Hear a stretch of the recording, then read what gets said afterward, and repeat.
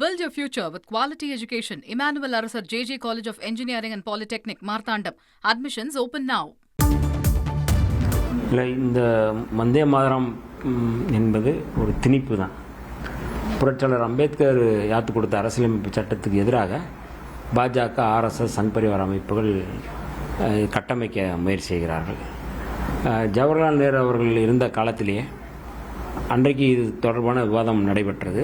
அரசியல் நிர்ணய சபையில் நடைபெற்றது. அதில் ரவீந்திரநாத் தாகூர் எழுதிய ஜனகணமன பாடல் தேசிய கீதமா அல்லது பங்கிம் சந்திர சாட்டர்ஜி எழுதிய வந்தே மாதரம் தேசிய கீதமா என்று விவாதிக்கப்பட்டது. அந்த விவாதத்தில் நிறைவாக ஒரு குழு போடப்பட்டது. அந்த குழுவின் அடிப்படையில் இறுதியாக முடிவெடுக்கப்பட்டது ரவீந்திரநாத் தாகூர் எழுதிய தேசிய கீதம் தான் அந்த ஜனகணமன தான் தேசிய கீதம் என்று முடிவு செய்யப்பட்டது. ஆனால் வந்தே மாதரம் பாட வேண்டும் என்று தொடர்ந்து ஆர்எஸ்எஸ், சங் பரிவார அமைப்புகள் முயல்வது என்பது வெளிப்படையாக இந்து ராஷ்டிரத்தை கட்டமைப்பது. இந்து ராஷ்டிரம், இதுதான் அவர்களுடைய நிலைப்பாடு, இதுதான் அவர்களுடைய இலக்கு, இதுதான் அதை நோக்கி போய்கிட்டு இருக்கிறாங்க. அப்போ இது இப்படி வந்தே மாதரம் திணிப்பது என்பது புரட்சியாளர் அம்பேத்கர் யாத்து கொடுத்த அரசியலமைப்பு சட்டத்துக்கே எதிரானது. 1882 ஆனந்த மடம்ங்கிற நாவலில் தான் இந்த பங்கிம் சந்திர சாட்டர்ஜி இந்த பாடலை எழுதுகிறாரு.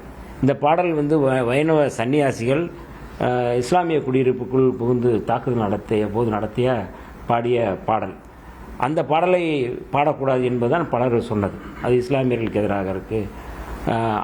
அதாவது இந்து மத கடவுள்களை இந்தியாவாகவே சித்தரிக்கிறாங்க, ஒரு வெறுப்பு அரசியலை முன்வைக்கிறாங்க அப்படிங்கிறது அதில் எல்லோரும் விவாதிக்கப்பட்டது அல்லது அதற்கு எதிர்ப்பு தெரிவிக்கப்பட்டது. அது நடந்தது.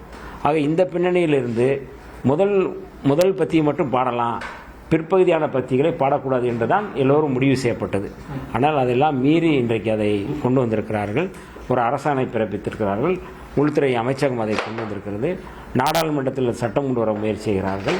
இந்த சூழலில் தான் இன்றைக்கு மனோன்மணியம் சுந்தரனார் பல்கலைக்கழகத்தில் அன்னை தமிழுக்கு, தாய் தமிழுக்கு அவமதிப்பை ஏற்படுத்தி இருக்கிறார்கள். தமிழ் தாய் எழுதிய மனோன்மணியம் சுந்தரனார் அவருடைய பெயரில் இயங்கக்கூடிய பல்கலைக்கழகத்துக்கு இந்த அவமதிப்பை ஏற்படுத்துவது என்பது அருவருக்கத்தக்கது. அது ஏற்புடையதல்ல, கண்டனத்துக்குரியது. ஆளுநருடைய செயல்பாடுகள் தமிழ்நாட்டுக்கு எதிராகவும், தமிழ் மொழிக்கு எதிராகவும், தமிழருக்கு எதிராகவும் இருக்கிறது என்பதை தான் நாம் சுட்டிக்காட்டுகின்றோம். மத்திய அமைச்சர், நீர்வளத்துறை அமைச்சர் காவிரி விவகாரத்தில் தமிழ்நாடு அரசை கேட்டு நாங்கள் அங்கே காவிரியில் குறுக்க அணை கட்டுவதற்கான ஒப்புதல் கேட்க வேண்டிய அவசியமே இல்லை, உச்சநீதிமன்றத்தோட தீர்ப்புகள் அப்படி இல்லைன்னு சொல்லி மத்திய ஜல்சக்தித்துறை அமைச்சர் பூஷன் தெரிவிச்சிருக்கிறார் நேற்று. அதை எப்படி பார்க்குறீங்க? தமிழ்நாடு நாங்கள் கேட்க வேண்டிய அவசியம் இல்லைன்னு சுப்ரீம் கோர்ட் சொல்லலை அப்படின்றத ஒரு அமைச்சர் சொல்கிறத எப்படி பார்க்குறீங்க? இல்லை, இதுதான் நாம் சொல்கிறது. அவர்கள்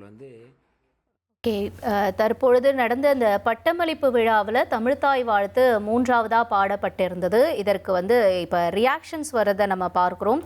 அமைச்சர் வன்னியரசு இது தொடர்பாக தன்னோட கருத்துக்களை முன் வச்சிருக்காரு. வந்தே மாதரம் சட்ட அரசியலமைப்புக்கு எதிரானது அப்படின்னு வன்னியரசு அவர்கள் தற்பொழுது இந்த கருத்தை முன் வச்சிருக்கிறத நம்ம பார்க்குறோம். ஆளுநர் தமிழுக்கு அவமானத்தை ஏற்படுத்தி இருக்காரு அப்படிங்கிறதையும், தமிழ்த்தாய் வாழ்த்த 3ஆவதாக பாடுறது கண்டனத்துக்குரியது என்பதையும் அமைச்சர் வன்னியரசு தன்னுடைய கருத்துக்களை முன் வச்சிருக்கிறத நம்ம பார்க்கிறோம். Build your future with quality education. Emmanuel Arasar JJ College of Engineering and Polytechnic, Marthandam. Admissions open now.